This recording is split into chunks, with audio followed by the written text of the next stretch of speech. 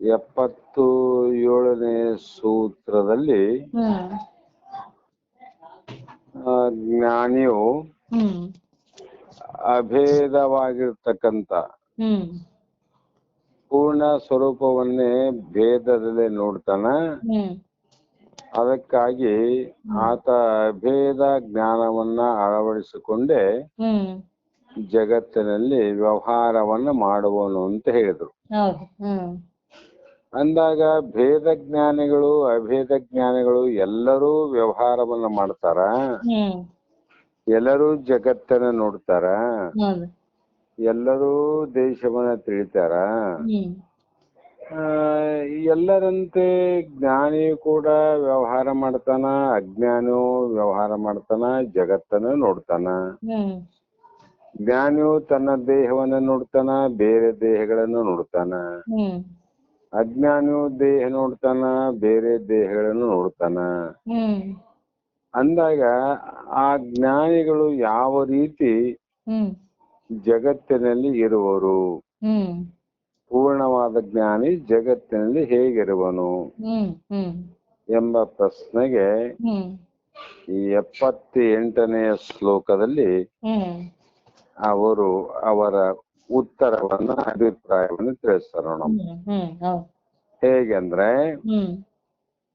ತ್ವಕ್ ಅಸೃಕ ಫಲಮುಖ್ಯ ಧಾತು ದೇಹೇ ರತಿ ನಿದ್ರಾ ಅಸನ ಮುಖ್ಯ ದೇಹ ಧರ್ಮೇ ತುಳಿತೆ ದ್ವಿಜ ಹೂಣ ಮುಖ್ಯ ಮರ್ತೆ ನ ಮಹಾನ್ ಕೋಪಿ ಮಹತ್ವಂ ಆತ್ಮವಿತ್ವಂ ಅಂತೇಳಿ ಯಾವ ಜಗತ್ತಿನಲ್ಲಿ ಚರ್ಮ ರಕ್ತ ಮುಂತಾದ ಸಪ್ತ ಧಾತುಯುಕ್ತ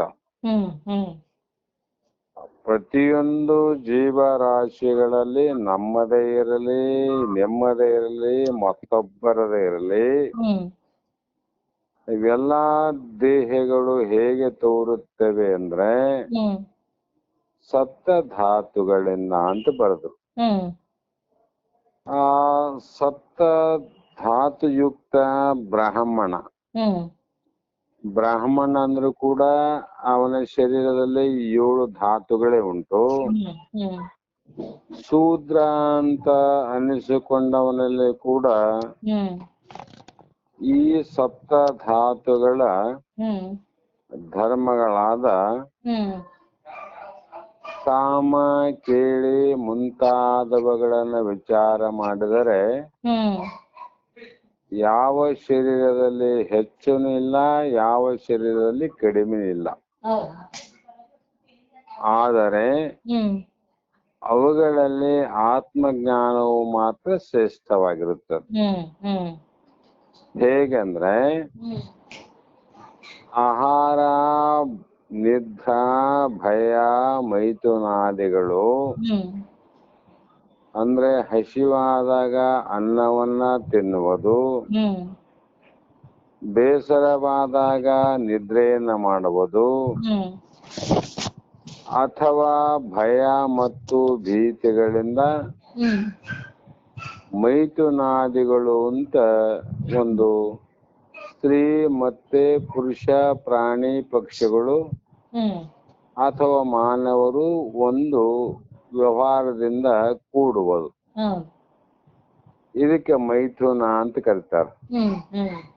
ಇವು 4 ನಾಮ ನಿದ್ರಾ, ಆಹಾರ, ಭಯ, ಮೈಥುನಗಳು ಬ್ರಾಹ್ಮಣ ಅನ್ನುವಂತ ವ್ಯಕ್ತಿಯಲ್ಲಿ ಕೂಡ, ಕ್ಷತ್ರಿಯ ಅನ್ನುವಂಥವನಲ್ಲಿ, ವೈಶ್ಯ ಶೂದ್ರ ಅನ್ನುವಂಥವರಲ್ಲಿ ಮತ್ತು ಚಾಂಡಾಲ ಜಾತಿಯರಲ್ಲಿ, ಬ್ರಾಹ್ಮಣಂದು ಒಂದು ಜಾತಿ, ಕ್ಷತ್ರಿಯಂದು ಒಂದು ಜಾತಿ, ಶೂದ್ರ, ವೈಶ್ಯ, ಚಾಂಡಾಲ ಜಾತಿಯರಲ್ಲಿ ಮತ್ತು ವಯೋ ಧರ್ಮಕ್ಕನುಸರಿಸಿ ವಯಸ್ಸಿನ ಧರ್ಮಕ್ಕೆ ಅನುಗುಣವಾಗಿ ಎಲ್ಲರೂ ಸಮಾನವಾಗಿರುತ್ತಾರೆ.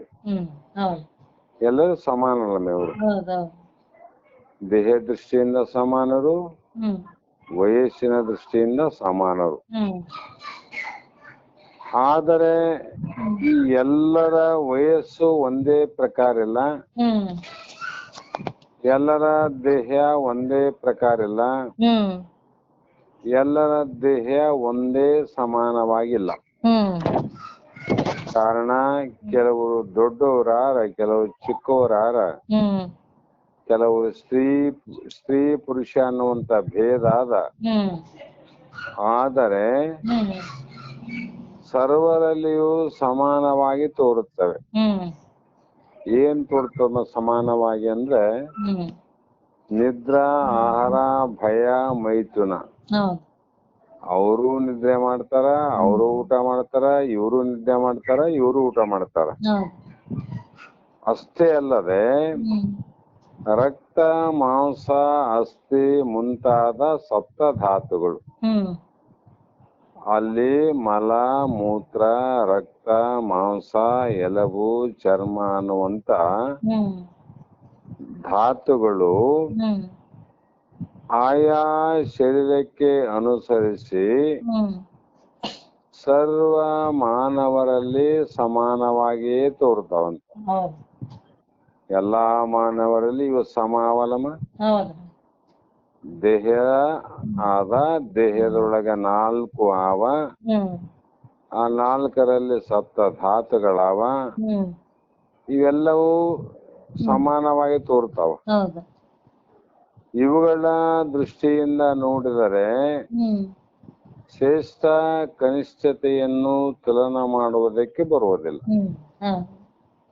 ಎಲ್ಲರ ಶರೀರ ಸಪ್ತ ಧಾತುವಿನಿಂದ ಕೂಡಿದಾಗ ಹ್ಮ್ ಹ್ಮ್ ಇವು ಬ್ರಾಹ್ಮಣನ ಶರೀರ ಶ್ರೇಷ್ಠ, ಹ್ಮ್ ಶೂದ್ರನ ಶರೀರ, ಚಾಂಡಾಲನ ಶರೀರ ಕನಿಷ್ಠ ಅಂತ ಹ್ಮ್ ಹ್ಮ್ ನಾವು ಭಾಗ ಮಾಡ್ಲಿಕ್ಕೆ ಬರೋದಿಲ್ಲ. ಹೌದು. ಆದರೆ ಹ್ಮ್ ಬ್ರಾಹ್ಮಣಾದಿ ಯಾವ ಜಾತಿಯವರೇ ಆಗಲಿ, ಹ್ಮ್ ಬ್ರಾಹ್ಮಣನೇ ಇರ್ಲಿ, ಕ್ಷತ್ರಿಯನಿರ್ಲಿ, ವೈಶ್ಯ ಶೂದ್ರನೇ ಇರ್ಲಿ, ಹ್ಮ್ ಯಾವ ಜಾತಿಯವರೇ ಆಗಲಿ, ಹ್ಮ್ ಆತ್ಮಜ್ಞಾನ ಹೊಂದಿದ್ದರೆ ಆತನನ್ನೇ ಶ್ರೇಷ್ಠನೆನ್ನಬೇಕು. ಹ್ಮ್ ಹ್ಮ್ ಜಗತ್ತಿನಲ್ಲಿ ಯಾರಿಗೆ ಶ್ರೇಷ್ಠ ಅಂತ ಕರಿಬೇಕ್ರಿ ಹ್ಮ್ ಅಂತ ಸಂಶಯ ಬಂದದಕ್ಕೆ ಮಹಾತ್ಮರು ಉಪದೇಶವನ್ನ ಮಾಡ್ತಾರಮ್ಮ. ಹೌದು.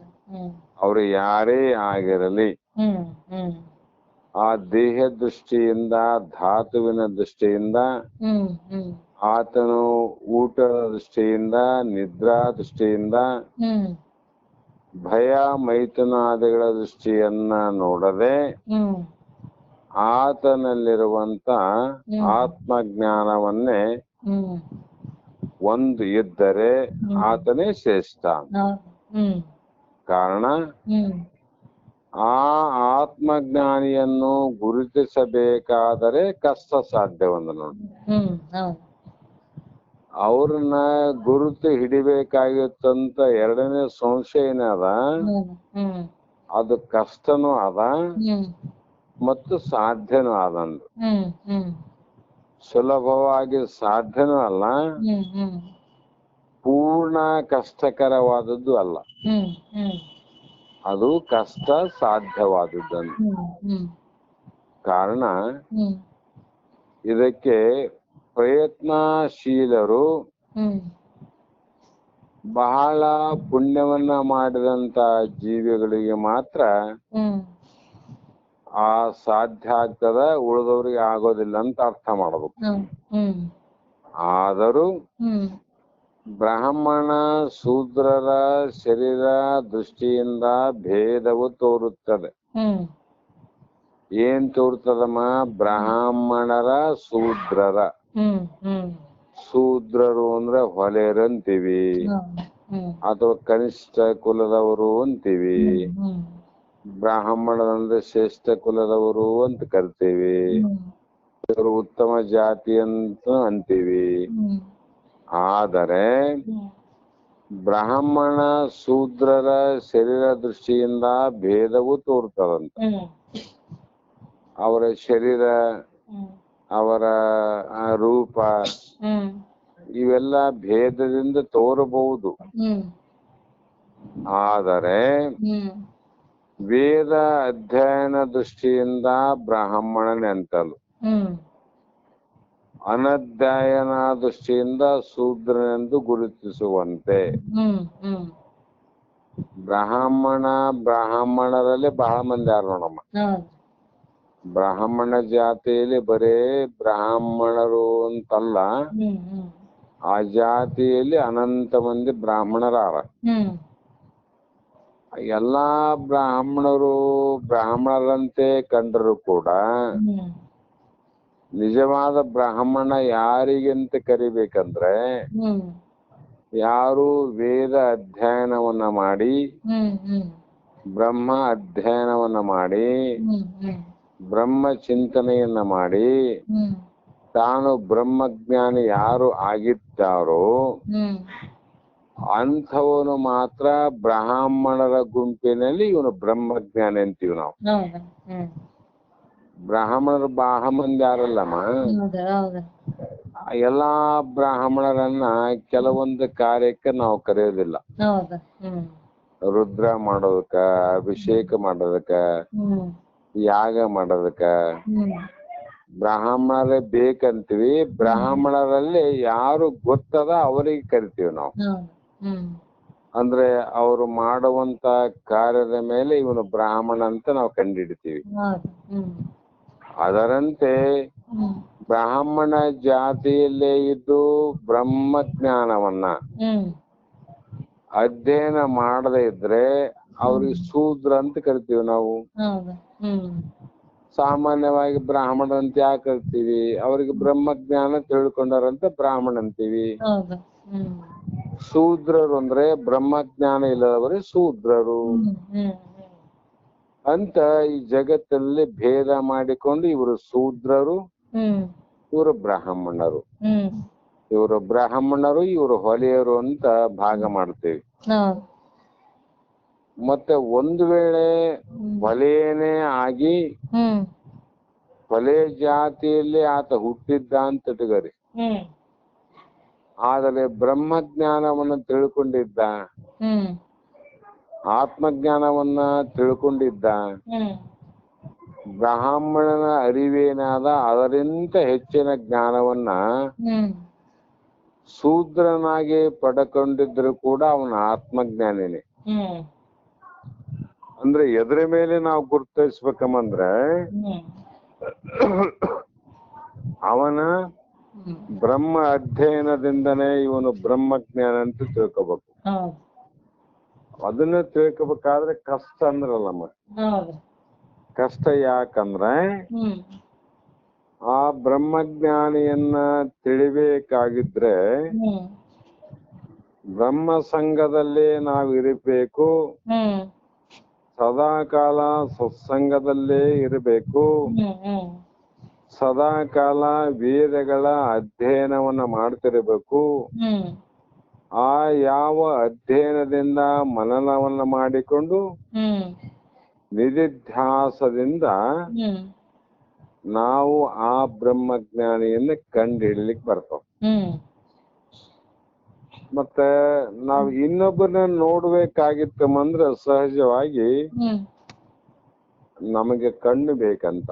ಹ್ಮ್ ಕಣ್ಣೇ ನನಗೆ ಕುರುಡ ಬಂದ್ರೆ ಹ್ಮ್ ಇನ್ನೊಬ್ಬನನ್ನ ಕುರುಡು ಗಣ್ಣಿನಿಂದ ನಾವು ನೋಡ್ಲಿಕ್ಕೆ ಸಾಧ್ಯ ಇಲ್ಲ. ಹ್ಮ್ ಕಣ್ಣಿಲ್ಲಂತಲ್ಲ, ಹ್ಮ್ ಆದರೆ ಆ ವ್ಯಕ್ತಿಯನ್ನು ನೋಡ್ಬೇಕಾಗಿದ್ರೆ ಹ್ಮ್ ನಾವು ನೋಡುವಂತ ಕಣ್ಣಿನಲ್ಲಿ ಹ್ಮ್ ದೃಷ್ಟಿ ಇರಬೇಕಂತ. ಹ್ಮ್ ಹ್ಮ್ ನಮ್ಮ ಕಣ್ಣಿನಲ್ಲಿ ದೃಷ್ಟಿ ಇತ್ತಂದ್ರೆ ಹ್ಮ್ ಇನ್ನೊಬ್ಬರನ್ನ ನೋಡಿ ತಿಳಿಯಲಿಕ್ಕೆ ಸಾಧ್ಯ. ಹೌದು. ಅದರಂತೆ ನಮ್ಮ ಅಂದ್ರೆ ಹ್ಮ್ ಬ್ರಹ್ಮಜ್ಞಾನಿನ ನೋಡ್ಲಿಕ್ಕೆ ಬರ್ತದೆ ವಿನಃ ಹ್ಮ್ ಹ್ಮ್ ಇಲ್ಲಂದ್ರೆ ಇವರೇ ಜ್ಞಾನಿ ಅಂತ ತಿಳಿಲಿಕ್ಕೆ ಸ್ವಲ್ಪ ಕಷ್ಟ ಅಂತ. ಹ್ಮ್ ಹೌದು. ಆದ್ದರಿಂದ ಹ್ಮ್ ಭಾವದಲ್ಲಿ ಹ್ಮ್ ಭಾವದಲ್ಲಿ ಬೇರೂರಿಕೊಂಡಿರುವ ಆತ್ಮಜ್ಞಾನ ಹ್ಮ್ ನಿಷ್ಠೆಯಿಂದ ಇರುವಾತನನ್ನು ಹ್ಮ್ ಇಲ್ಲಮ್ಮ ತನ್ನ ಮನಸ್ಸಿನಲ್ಲಿ, ತನ್ನ ಬುದ್ಧಿಯಲ್ಲಿ, ಹ್ಮ್ ತನ್ನ ಭಾವದಲ್ಲಿ ಹ್ಮ್ ಮೊದಲು ದೇಹವೇ ನಾನು ಅನ್ನುವಂತ ಭಾವ ಹ್ಮ್ ಎಷ್ಟು ಬೇರೂರಿಕೊಂಡು ಬಲಿತಿರುವುದೋ ಹ್ಮ್ ಆ ಭಾವ ಎಷ್ಟು ಆಳವಾಗಿ ಹೋಗಿರುವುದೋ ಹ್ಮ್ ಹ್ಮ್ ಅದೇ ಪ್ರಕಾರ ಆತ್ಮಜ್ಞಾನ ಅಂದ್ರೀಗ. ಹ್ಮ್ ಅದೇ ಪ್ರಕಾರ ಆತನ ಭಾವದಲ್ಲಿ ನಾನು ಆತ್ಮನಿದ್ದೇನೆ, ಹ್ಮ್ ಹ್ಮ್ ಇದ್ದೇನಂತ ತಿಳ್ಕೊಳ್ಳೋದು ಅರ್ಥಜ್ಞಾನ. ಹ್ಮ್ ಆತ್ಮ ನನ್ನಲ್ಲಿ ಇದೆ ಅಂತ ಆತ್ಮಜ್ಞಾನ, ಅರ್ಥಜ್ಞಾನ. ಹ್ಮ್ ಹ್ಮ್ ಆತ್ಮನೇ ನಾನು ಅನ್ನುವಂತ ಜ್ಞಾನ ನಿಷ್ಠೆಯಿಂದ ಇರಬೇಕಂತ. ಹ್ಮ್ ಹ್ಮ್ ಹ್ಮ್ ಎಂತ ಪ್ರಸಂಗ ಬರ್ಲಿ, ಹ್ಮ್ ಎಂತ ಸಮಯ ಬರ್ಲಿ, ಹ್ಮ್ ಹ್ಮ್ ಯಾವ ಕಾಲವೇ ಇರಲಿ, ಹ್ಮ್ ಆ ಸಮಯ ಕಾಲ ದೇಶವನ್ನ ನೋಡೋದಿಲ್ಲ ಅವರು. ಹೌದು. ಸದಾ ಕಾಲ ನಾನು ಬ್ರಹ್ಮನಿದ್ದೇನೆ ಅನ್ನುವಂತ ಭಾವದಿಂದ ಹ್ಮ್ ಹ್ಮ್ ಇರಬೇಕು. ಹೌದು. ಕೆಲವು ಸಲ ಏನಾಗ್ತದಂದ್ರೆ ಹ್ಮ್ ಹೆಚ್ಚು ಕಡಿಮೆ ಆಗ್ತದ. ಹ್ಮ್ ಹ್ಮ್ ಶಾಸ್ತ್ರ ಹೇಳುವಾಗ ಹ್ಮ್ ಅಥವಾ ಕೇಳುವಾಗ ಕೇಳೋರ್ದಿರ್ಲಿ, ಪಾಪ ಅವ್ರಿಗೆ ಸಮಯ ಇರ್ತದ, ಹ್ಮ್ ಹ್ಮ್ ಇನ್ನು ಅವಕಾಶ ಇರ್ತದ, ಹ್ಮ್ ಅವ್ರಿಗೆ ಸ್ವಲ್ಪ ಹೆಚ್ಚು ಕಡಿಮೆ ಆದ್ರೂ ಕೂಡ ಅವ್ರು ಭರ್ತಿ ಮಾಡ್ಕೊಂತಾರ, ಹ್ಮ್ ಹ್ಮ್ ಮತ್ತೆ ಪೂರ್ಣ ಮಾಡ್ಕೊಂತಾರ ಅವ್ರು. ಹೌದು. ಆದ್ರೆ ಹ್ಮ್ ಈ ಹೇಳುವಂತ ಆತ್ಮಜ್ಞಾನಿಗಳು ಬ್ರಹ್ಮನಿಷ್ಠರು ಅಂತ ಏನು ಕರಿತೀವಲ್ಲಮ್ಮ, ಹ್ಮ್ ಶಾಸ್ತ್ರ ಹೇಳುವಂತ ಸಂದರ್ಭದಲ್ಲಿ, ಹ್ಮ್ ಉಪದೇಶವನ್ನ ಮಾಡುವಂತ ಸಂದರ್ಭದಲ್ಲಿ ಹ್ಮ್ ನೀನು ದೇಹ ಅಲ್ಲ, ನೀನು ಆತ್ಮನೇ ಇದ್ದಿ, ಹ್ಮ್ ನೀನು ಶರೀರವಲ್ಲ, ನೀನು ಪರಮಾತ್ಮನೇ ಇದ್ದಿ, ಹ್ಮ್ ನಿನಗೆ ಜನನಿಲ್ಲ ಮರಣ ಇಲ್ಲ ಅನ್ನುವಂತ ವಿಚಾರವನ್ನ ಹ್ಮ್ ಬಹಳ ಕ್ರಮಬದ್ಧವಾಗಿ ಜನ ಮಚ್ಚುವಂಗ, ತಲೆ ತೂಗುವಂಗ ಎಲ್ಲರೂ ಹೇಳ್ತಾರೆ. ಹೌದು.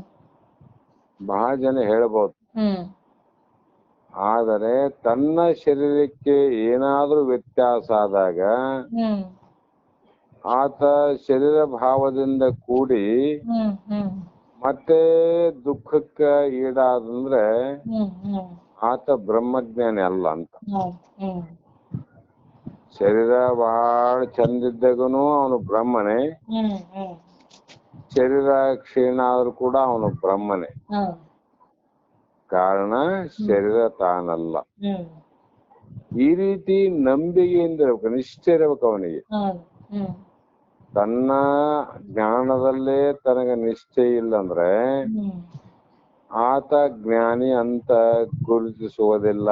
ಹ್ಮ್ ಹ್ಮ್ ತನ್ನ ನಿಷ್ಠೆಯಲ್ಲಿ ಸದಾಕಾರ ಇರುವ ಆತನನ್ನ ಹ್ಮ್ ಆತ್ಮಜ್ಞಾನ ನಿಷ್ಠೆಯಿಂದಲೇ ಗುರುತಿಸಬೇಕು. ಹ್ಮ್ ಹ್ಮ್ ಹ್ಮ್ ಆತ ಇರುವ ಜಾಗ ಆಗಲಿ, ಮಠ ಆಗಲಿ, ಮನೆ ಆಗಲಿ, ಹ್ಮ್ ಅಥವಾ ಬ್ರಾಹ್ಮಣ ಅಂತಾಗಲಿ, ಶೂದ್ರ ವೈಶ್ಯ ಅಂತಾಗಲಿ, ಹ್ಮ್ ಇದು ಯಾವುದೇ ವಿಚಾರದಿಂದ ಆತನನ್ನ ಕಂಡು ಹಿಡಿಯಲಿಕ್ಕೆ ಆಗದು.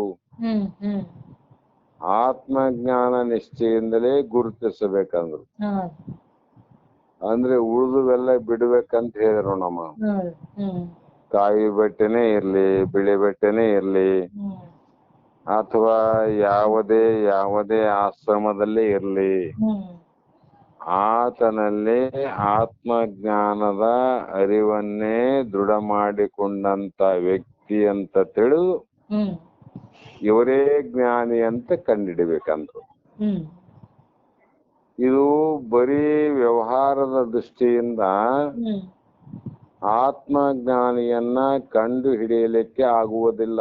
ಹ್ಮ್ ಹ್ಮ್ ಹೆಂಗ್ ಕಂಡಿಡಿಬೇಕಂತ ಕೇಳಿದ್ರಲ್ರಿ, ಹೌದು. ವ್ಯವಹಾರ ಅವರು ಮಾಡ್ತಾರ, ಇವರು ಮಾಡ್ತಾರ, ಹ್ಮ್ ಇಂಥದ್ರಾಗ ಇವರೇ ಆತ್ಮಜ್ಞಾನಿಗಳಂತ ಹೇಗೆ ಕಂಡುಹಿಡಿಯುವುದು ಅಂದ್ರೆ ಹ್ಮ್ ಆತ್ಮಜ್ಞಾನಿಯನ್ನ ವ್ಯವಹಾರ ದೃಷ್ಟಿಯಿಂದ ಅಲ್ಲ. ಹ್ಮ್ ಹ್ಮ್ ಯಾಕಂದ್ರೆ ಒಟ್ಟಾರೆ ಪರಬ್ರಹ್ಮ ಆನೆಂಬ ಅಪರೋಕ್ಷ ಜ್ಞಾನವುಳ್ಳವನೇ. ಹ್ಮ್ ಹ್ಮ್ ಏನು ಎಂಥ ಜ್ಞಾನ? ಪರಮಾತ್ಮ ಪರಬ್ರಹ್ಮ ನಾನೇ ಇದ್ದೇನೆ ಹ್ಮ್ ಹ್ಮ್ ಅನ್ನುವ ದೃಢ ಅಪರೋಕ್ಷ ಜ್ಞಾನವುಳ್ಳವನೇ ಹ್ಮ್ ಹ್ಮ್ ಆತನ ಜ್ಞಾನಿ ಎಂದು ಗುರುತಿಸಬೇಕು ಎಂಬ ಭಾವ ಅಂದ್ರು. ಹ್ಮ್ ಹ್ಮ್ ಹ್ಮ್ ಹಿಂಗ ನೋಡಿ ನೀ ತಿಳ್ಕೊಂಡ್. ಹೌದು. ಅದಕ್ಕೆ ನಮ್ಮ ಶಾಸ್ತ್ರದಲ್ಲಿ ಹ್ಮ್ ಅರಿಯದ ಮೂಢನ ಪರಿಯೊಳಿರ್ಪನು ನಿಜ ಬರೆದ ಮಹಾಪುರುಷನು ಹ್ಮ್ ತನ್ನ ಕುರುಹು ದೂರದೆ ಎಲ್ಲರಂತೆ ಉಂಡು ಹುಟ್ಟು ಹ್ಮ್ ಸಂಚರಿಪನು ಅಂತ ಹ್ಮ್ ಯಾವ ಪರಮಾನುಭವ ಬೋಧೆಯಲ್ಲಿ ಮೈತ್ರಾದೇವಿಗೆ ಹೇಳುವಾಗ ಹ್ಮ್ ಯಜ್ಞವಲ್ಕರು ಜ್ಞಾನಿಗಳ ವಿಚಾರವನ್ನು ಹೇಳ್ತಾರ. ಹ್ಮ್ ಜ್ಞಾನಿ ಅಂದ್ರೆ ಹೇಗಿರ್ತಾರ ಮೈತ್ರೆ?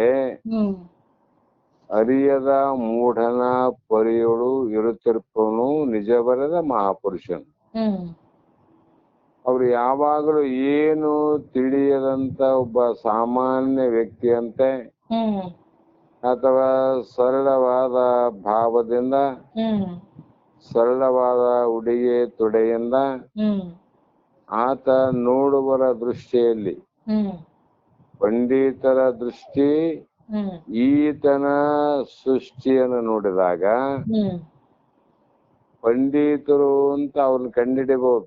ಹೌದು.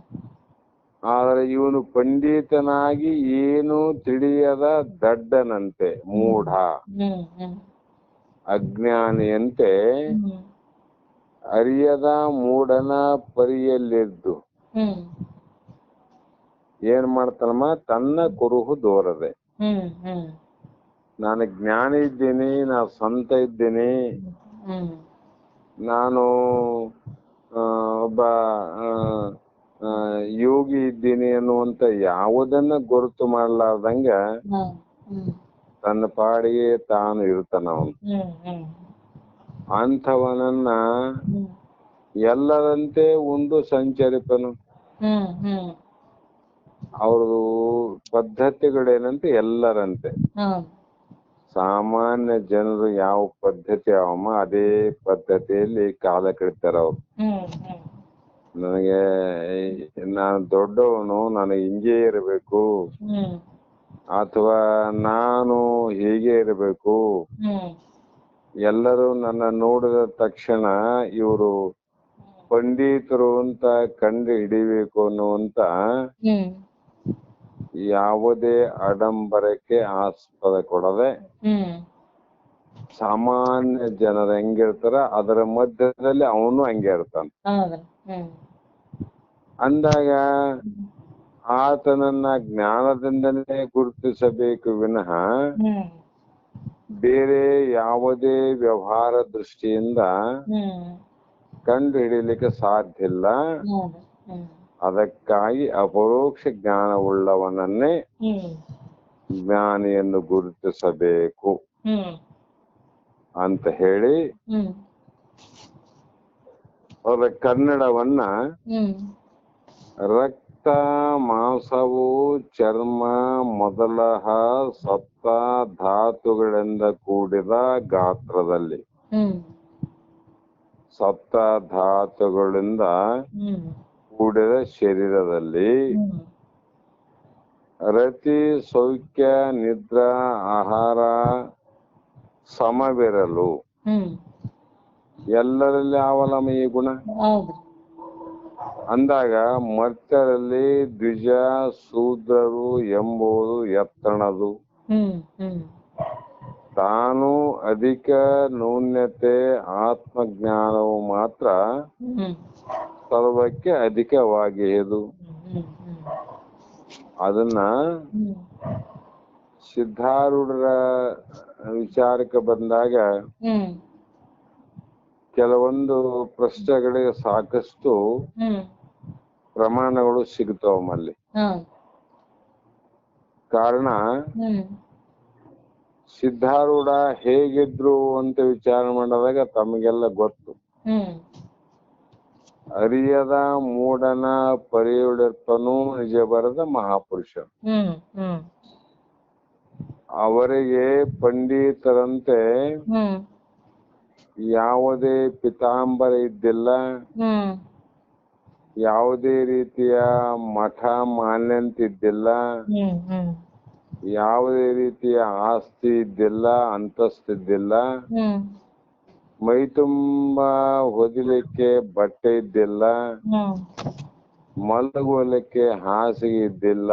ಹ್ಮ್ ಅಂಥ ಸಿದ್ಧಾರೂಢರನ್ನ ಹ್ಮ್ ಜಗತ್ತು ಏನು ಮಾಡಿತು ಅಂದ್ರೆ, ಹ್ಮ್ ಅವರು ಗಜದಂಡ ಮಹಾಶಿವಯೋಗಿಗಳ ಹ್ಮ್ ಉಪದೇಶವನ್ನ ಪಡೆದುಕೊಂಡು ಹ್ಮ್ ನಿನ್ನಿಂದ ಜಗತ್ತು ಕಲ್ಯಾಣ ಆಗ್ಬೇಕಾಗ್ಯದ, ಹ್ಮ್ ಅದಕ್ಕಾಗಿ ನೀನು ಲೋಕ ಸಂಚಾರವನ್ನ ಮಾಡಿ ಹ್ಮ್ ಜಗತ್ತನ್ನ ಉದ್ಧಾರ ಮಾಡಬೇಕು ಅಂತ ಹ್ಮ್ ಯಾವ ಗಜದಂಡ ಮಹಾಯೋಗಿಗಳು ಹೇಳಿದಾಗ ಹ್ಮ್ ತಕ್ಷಣದಲ್ಲೇ ಹ್ಮ್ ಸಿದ್ಧಾರೂಢರು ಸಂಚಾರವನ್ನ ಮಾಡಲಿಕ್ಕೆ ತಯಾರಾದ್ರು. ಹ್ಮ್ ಆವಾಗ ಗಜದಂಡ ಮಹಾಸ್ವಾಮಿಗಳು ಆಶೀರ್ವಾದವನ್ನು ಮಾಡಿದ್ರು. ಹೌದು. ನೋಡು ಸಿದ್ಧ, ಹ್ಮ್ ಇವತ್ತಿನಿಂದ ನಿನಗೆ ಹ್ಮ್ ಸಿದ್ಧಾರೂಢ ಭಾರತಿ ಎನ್ನುವಂತ ನಾಮದಿಂದ ಹ್ಮ್ ನಿನ್ನ ಸಂಚಾರವನ್ನ ಮಾಡು ಅಂತ ಹೇಳಿ ಹ್ಮ್ ಆ ಗುರುಗಳೇ ಸಿದ್ಧ ಭಾರತಿ ಅಂತ ಹ್ಮ್ ಹೊಸ ಹೆಸರನ್ನು ಇಟ್ಟು ಕಳಿಸಿದಮ್ಮ. ಹೌದು. ಆದರೆ ಅವರು ಇಲ್ಲಿಂದ ಸಂಚಾರ ಕಾಂಡವನ್ನ ಮುಗಿಸುವಾಗ ಹ್ಮ್ ನಾನಾ ಕಡೆ ಹೋದ್ರು ಅವ್ರು. ಹ್ಮ್ ನಾನಾ ಕಡೆ ಅಂದ್ರೆ ಹ್ಮ್ ಇಡೀ ಭಾರತ ದೇಶವನ್ನೇ ಹ್ಮ್ ಸಂಚಾರ ಮಾಡಿದ್ದಾರೆ ಅಂತ ಚರಿತ್ರೆಯಲ್ಲಿ ಬರೀತಾರ ಅವರು. ಹ್ಮ್ ಹ್ಮ್ ಒಂದು ರಾಜ್ಯವನ್ನ ಬಿಡದಂತೆ ಹ್ಮ್ ಎಲ್ಲಾ ರಾಜ್ಯವನ್ನ ಸಂಚಾರ ಮಾಡಿದಂತ ಮಹಾತ್ಮರು ಸಿದ್ಧಾರೂಢರು. ಹೌದು. ಅವ್ರು ಎಲ್ಲಿ ಹೋಗ್ತಾರಂದ್ರೆ ಹ್ಮ್ ಹೋದಲ್ಲೆಲ್ಲ ಜನರು ಹ್ಮ್ ಅವರು ಜ್ಞಾನಿಗಳಂತ ಕಂಡು ಹಿಡಿಯಲಾರದೆ ಹ್ಮ್ ಅವರನ್ನ ಸಾಮಾನ್ಯವಾದ ಒಬ್ಬ ಹುಚ್ಚ, ಹ್ಮ್ ಒಬ್ಬ ದಡ್ಡ, ಹೌದು. ಒಬ್ಬ ಭಿಕ್ಷುಕ ಹ್ಮ್ ಈ ತರನಾಗಿ ಭಾವವನ್ನು ಮಾಡಿಕೊಂಡು ಹ್ಮ್ ಎಲ್ಲಿ ಕಾಶಿಯಲ್ಲಿ ಹೋದಾಗ ಹ್ಮ್ ಅಲ್ಲಿ ಬ್ರಾಹ್ಮಣರು ಈತನಿಗೆ ಶೂದ್ರ ಅಂತ ನಿಂದೆ ಮಾಡಿದ್ರು. ಹ್ಮ್ ಬ್ರಾಹ್ಮಣ ಪಂಥಿಯಲ್ಲಿ ನೀನು ಕೂಡಲಿಕ್ಕೆ ಯೋಗ್ಯವಲ್ಲ ಅಂತ ಹೇಳಿ ಹೌದು.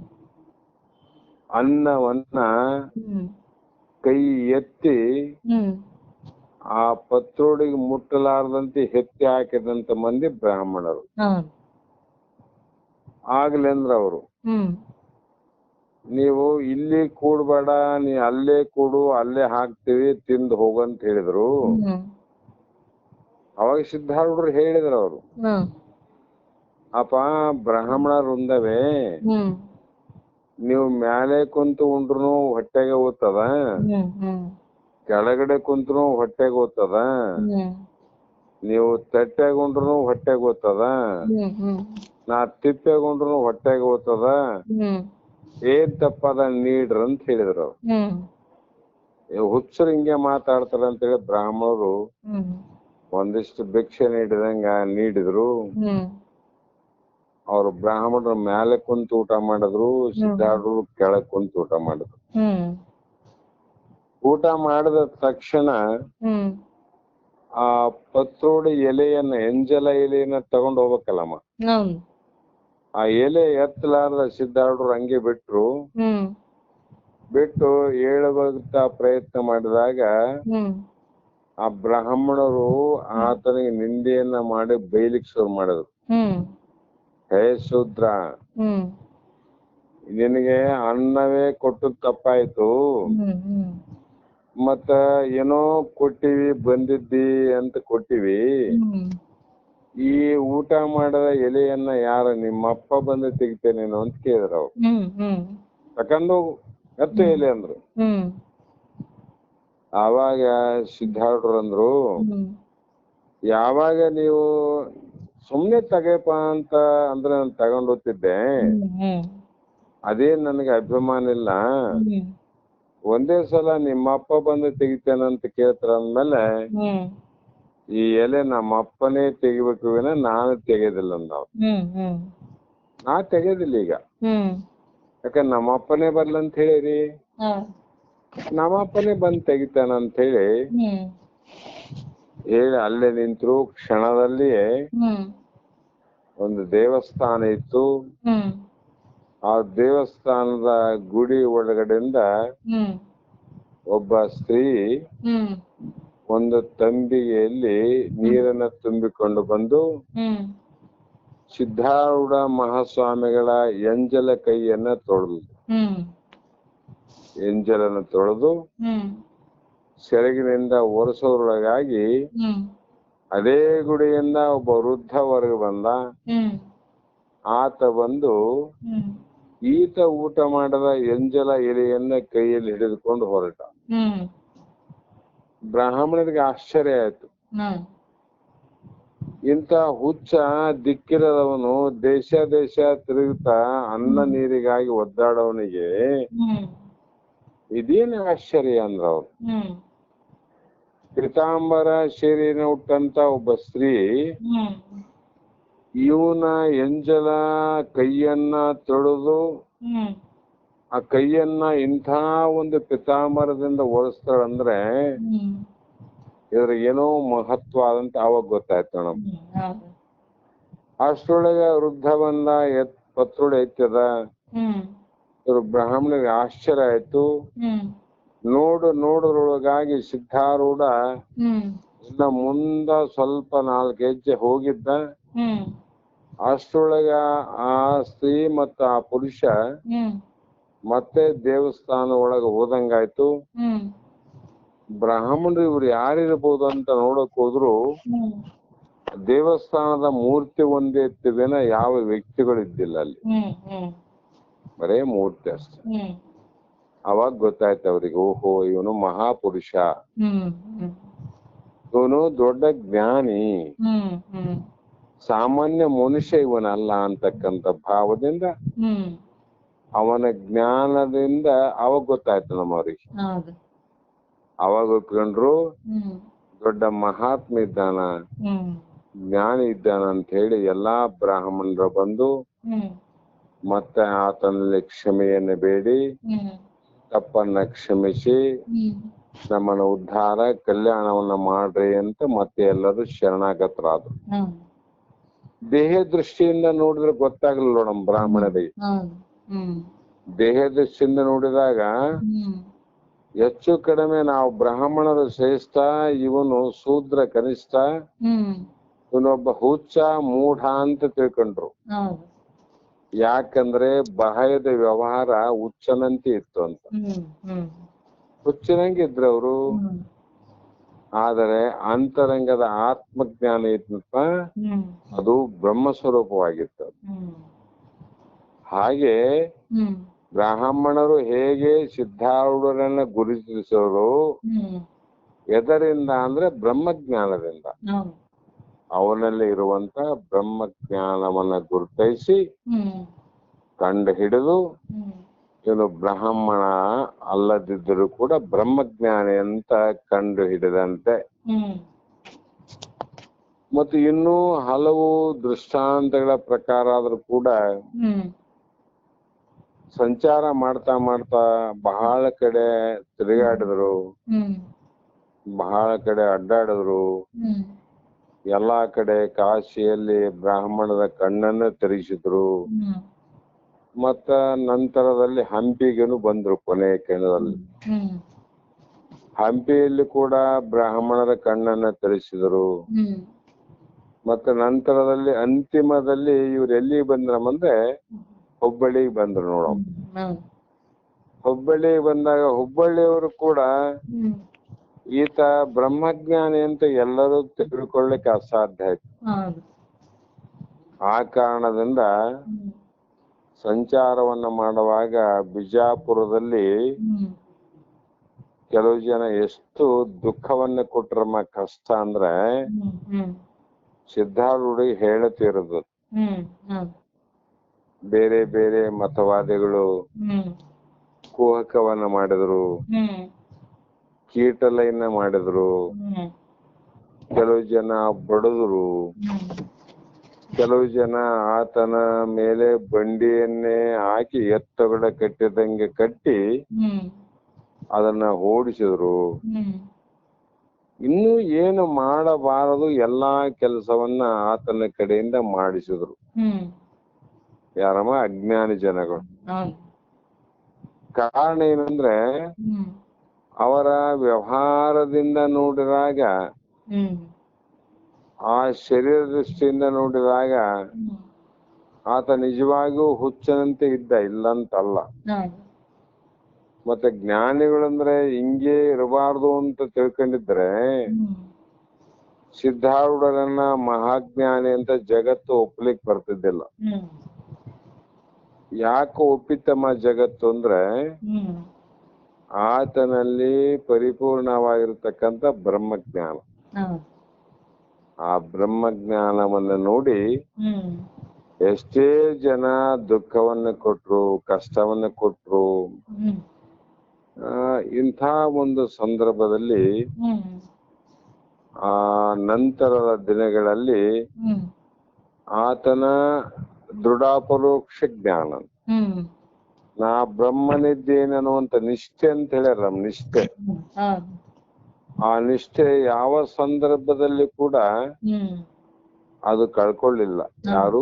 ಸಿದ್ಧಾರೂಢ ಮಹಾಸ್ವಾಮಿ. ಹ್ಮ್ ಹ್ಮ್ ಕಾರಣ ಕೊನೆಗೆ ಏನಾಯ್ತಂದ್ರೆ ಹ್ಮ್ ಜಗತ್ತಿನಲ್ಲಿ ಅಥವಾ ಹ್ಮ್ ಇಡೀ ಕರ್ನಾಟಕದಲ್ಲಿ ಹ್ಮ್ ಸಾಮಾನ್ಯ ಒಬ್ಬ ಹ್ಮ್ ಬಡವನಿಂದ ಶ್ರೀಮಂತನವರೆಗೂ, ಹ್ಮ್ ಸಾಮಾನ್ಯವಾದಂತ ವ್ಯಕ್ತಿಗಳಿಂದ ರಾಜರವರೆಗೂ, ಹ್ಮ್ ಸಾಮಾನ್ಯ ಜನರಿಂದ ಪಾಮರರಿಂದ ಪಂಡಿತರವರೆಗೂ, ಹ್ಮ್ ಒಬ್ಬ ಪಾಮರ ಇದ್ರು ಕೂಡ, ಹ್ಮ್ ಒಬ್ಬ ಪಂಡಿತ್ ಇದ್ರು ಕೂಡ, ಹ್ಮ್ ಎಲ್ಲರ ದೃಷ್ಟಿಯಲ್ಲಿ ಹ್ಮ್ ಇವತ್ತು ಸಿದ್ಧಾರೂಢರು ಏನಾದ್ರು ಅಂತಿಮದಲ್ಲಿ ಅಂದ್ರೆ ಹ್ಮ್ ಬ್ರಹ್ಮಜ್ಞಾನಿಗಳಾದ್ರು. ಹ್ಮ್ ಹೌದು. ಎದರಿಂದ ಕಂಡಿಡಿದ್ರಮ್ಮ ಇಷ್ಟೆಲ್ಲಂದ್ರೆ ಹ್ಮ್ ಅವನಲ್ಲಿ ಇರುವಂತ ಬ್ರಹ್ಮಜ್ಞಾನದ ದೃಷ್ಟಿ ಅಷ್ಟ. ಹೌದು ಹೌದು. ಇದು ಯಾವುದಕ್ಕೂ ಆತ ಅಂಜಲಿಲ್ಲ, ಅಡುಕಲಿಲ್ಲ, ಹ್ಮ್ ಇನ್ನೊಬ್ಬರಿಗೆ ಶಾಪವನ್ನು ಕೊಡ್ಲಿಲ್ಲ. ಹ್ಮ್ ಎಲ್ಲವನ್ನ ಸಹಿಸಿಕೊಂಡು ಹ್ಮ್ ಆಯುಷ್ಯದ ಕೊನೆವರೆಗೂ ಮುಗಿತದ ಅನ್ನುವಂತ, ಆಯುಷ್ಯ ಮುಗಿತದ ಅನ್ನುವ ಹ್ಮ್ ಕೊನೆ ಕ್ಷಣದವರೆಗೂ ಹ್ಮ್ ಅವರು ಯಾವುದಕ್ಕೂ ವಿಚಲಿತರಾಗದೆ, ಹ್ಮ್ ವಿಚಲಿತರೂ ಆಗಲಿಲ್ಲ, ಹ್ಮ್ ಅವರಿಗೆ ಯಾವ ದೇಹದ ಪರಿವೇ ಇದ್ದಿಲ್ಲ, ಹ್ಮ್ ನನಗೆ ಸಾವು ಆದ ಅನ್ನುವಂತ ಕಲ್ಪನೆ ಇದ್ದಿಲ್ಲ. ಹೌದು.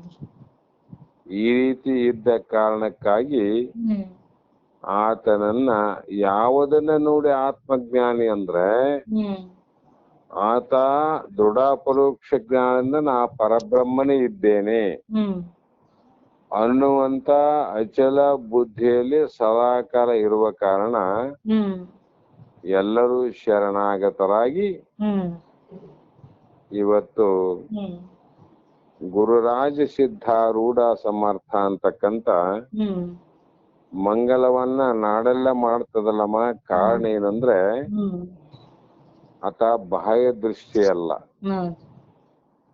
ಆತನ ಕುಲದಿಂದಲ್ಲ, ಜಾತಿಯಿಂದಲ್ಲ, ನಾಮದಿಂದಲ್ಲ, ರೂಪದಿಂದಲ್ಲ, ಹ್ಮ್ ಆದರೆ ಆತನ ಅಂತರಂಗದಲ್ಲಿ ಇರುವಂತ ಹ್ಮ್ ಪರಬ್ರಹ್ಮ ಜ್ಞಾನದ ದೃಢತೆಗಾಗಿ ಹ್ಮ್ ಹ್ಮ್ ಇವತ್ತ ಕಂಡು ಹಿಡಿದ್ರು. ಹ್ಮ್ ಅವರಿಂದ ಎಷ್ಟೋ ಜನ ಉದ್ಧಾರ ಆದ್ರು, ಹ್ಮ್ ಅವರಿಂದ ಕಲ್ಯಾಣ ಆಯ್ತು. ಹ್ಮ್ ಮುಂದೆ ಕೂಡ ಹ್ಮ್ ಆ ಕಾರ್ಯ ನಿರಂತರವಾಗಿ ಹ್ಮ್ ನಡೆಯುವಂತ ಮಹಾ ಒಂದು ಬದಲಾವಣೆ ಆಯ್ತು.